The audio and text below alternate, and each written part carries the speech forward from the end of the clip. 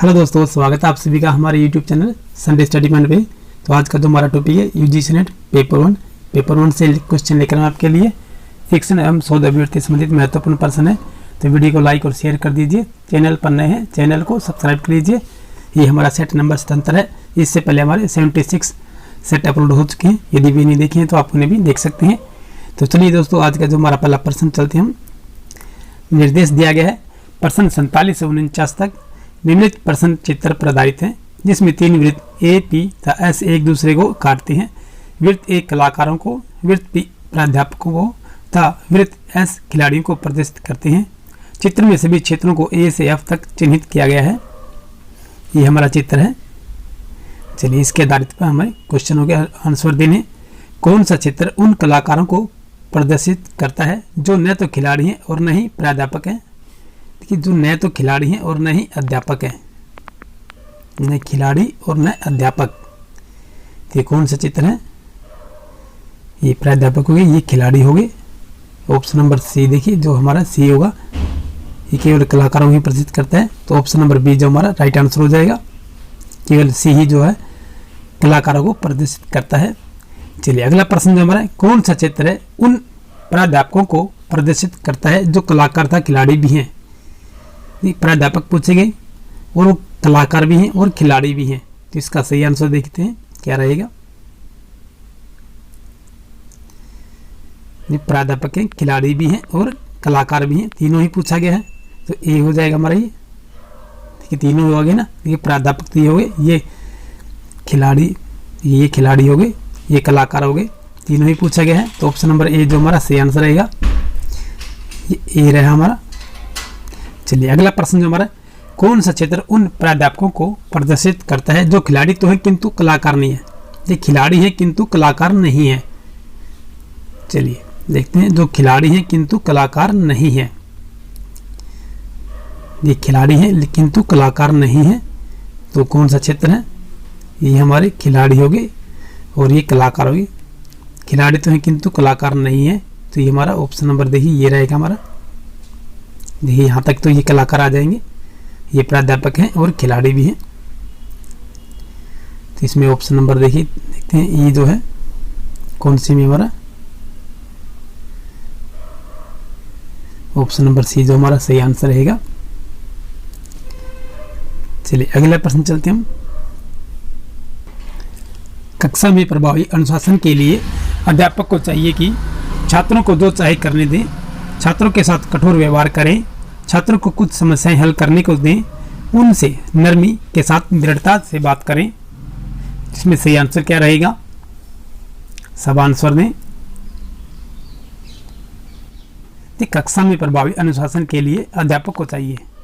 इसमें सही आंसर क्या हो जाएगा?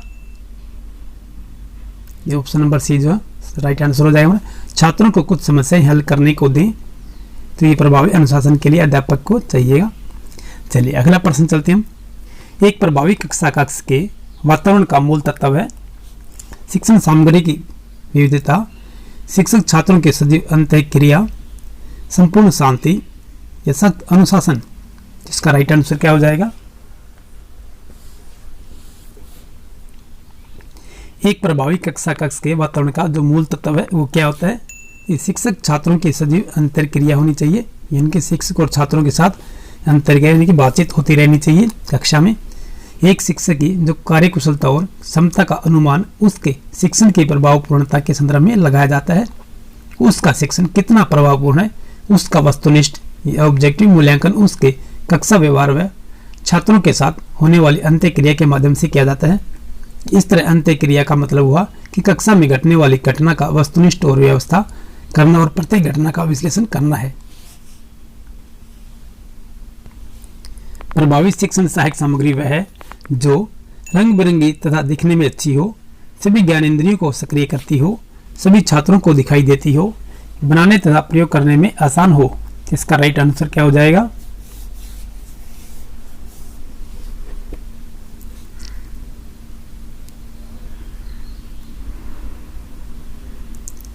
प्रभावी शिक्षण सहायक सामग्री वह कौन सी है? ये सहायक शिक्षण सामग्री देखिए प्रभावी पूछा गया और शिक्षण सहायक सामग्री है।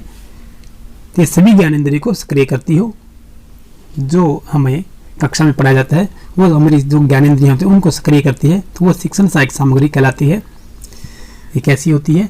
शिक्षण में कुछ सामग्री का उपयोग इस तरह होता है कि पाठ शिक्षण व पाठ का विकास शिक्षक का उसका कार्य पूरा करने में सहयोग देता है। साथ ही शिक्षार्थी को कल्पना करने, भाव प्रकट करने और विचार करने के लिए उत्प्रेरित करता है। इस तरह शिक्षण को सहयोग देने वाली सामग्री को सहायक सामग्री कहा जाता है। शिक्षार्थी के सभी ज्ञानेंद्रियों को सक्रिय करने वाली सामग्री को प्रभावी शिक्षा सहायक सामग्री कहा जा सकता है। चलिए अगला प्रश्न चलते हैं हम। यदि कक्षा के पहले दिन छात्र किसी अध्यापक को स्वयं का परिचय देने के लिए कहें तो अध्यापक को चाहिए कि वह उन्हें कक्षा के बाद मिलने के लिए कहें, संक्षेप में अपने बारे में बताएं, इस मांग की उपेक्षा करें तथा पढ़ाना शुरू करें। इस प्रकार की अनिष्ट मांग के लिए उन्हें डांटें। तो इसका राइट आंसर क्या हो जाएगा कि जो जितने भी क्वेश्चन पूछाते हैं शिक्षक और अध्यापक के बीच, ये सभी सकारात्मक आंसर होना चाहिए इनका, न कि नकारात्मक। ऐसा ही जो सीटेट के एग्जाम देते हैं उसमें भी सकारात्मक आंसर ही देना चाहिए हमें, न कि नकारात्मक। इसका सकारात्मक आंसर क्या हो जाएगा? उन्हें कक्षा के बाद मिलने के लिए कहें, तो ऐसा भी नहीं करना चाहिए हमें। इस मांग की उपेक्षा करें, देखिए उपेक्षा आ गया, ये भी नहीं रहेगा क्योंकि नकारात्मक वाक्य हुआ।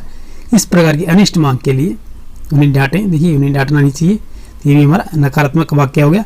तो संक्षेप में अपने बारे में बताएं, ये हमारा संक्षेप, ये सकारात्मक वाक्य है हमारा। इस प्रकार जो भी आंसर दें वो सकारात्मक आंसर ही होना चाहिए। चलिए अगला प्रश्न चलते हैं। छात्रों में वे अध्यापक लोकप्रिय होते हैं जो उनके साथ निकटता बना लेते हैं, उनके समस्याओं के समाधान में सहायक होते हैं, अच्छे अंक प्रदान करते हैं, उन्हें अतिरिक्त शुल्क पर ट्यूशन पढ़ाते हैं। इसका राइट आंसर क्या रहेगा?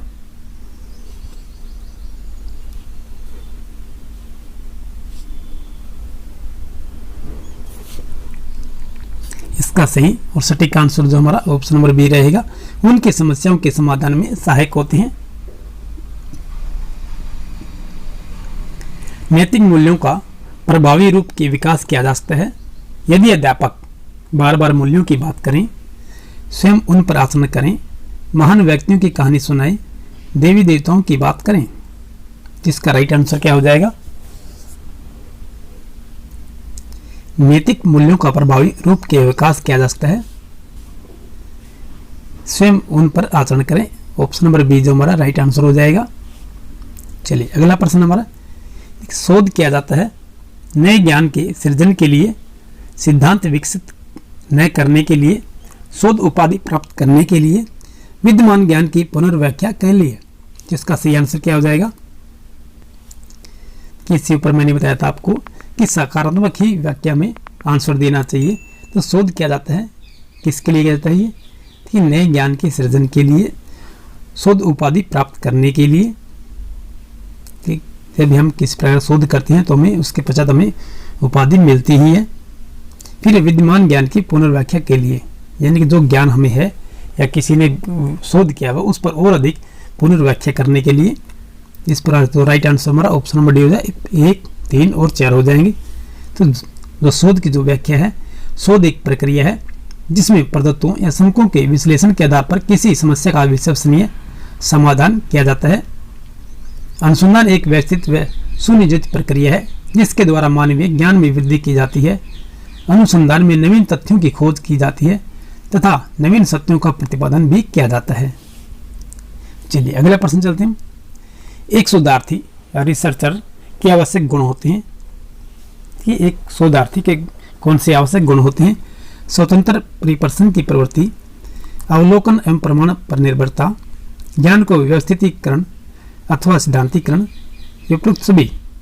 इसका राइट आंसर क्या हो जाएगा? एक शोधार्थी की आवश्यक गुण जो होते हैं, ये कौन से गुण होते हैं एक शोधार्थी के? ये उपयुक्त सभी होते हैं। ये एक स्वतंत्र परिपर्सन की प्रवृत्ति होनी चाहिए, अवलोकन एवं प्रमाण निर्भरता होनी चाहिए, ज्ञान का व्यवस्थितीकरण अथवा सिद्धांतीकरण भी होना चाहिए। तो तीनों ही कथन हमारे सत्य हो जाएंगे। तो दोस्तों इसी के साथ जो आज की जो हमारी वीडियो है हम समाप्त करते हैं। तो वीडियो पसंद आए तो वीडियो को लाइक कर दीजिए और चैनल पर नहीं है चैनल को सब्सक्राइब कर लीजिए। फिर मिलते हैं नेक्स्ट वीडियो में, तब तक के लिए जय हिंद।